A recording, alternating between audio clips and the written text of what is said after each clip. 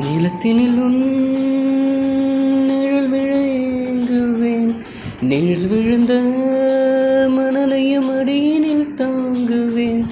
உடையனை எடுத்து என்னை உடுத்து நூலாடி கொடிமலர் இடையினை உடுத்தும் ரோஜா.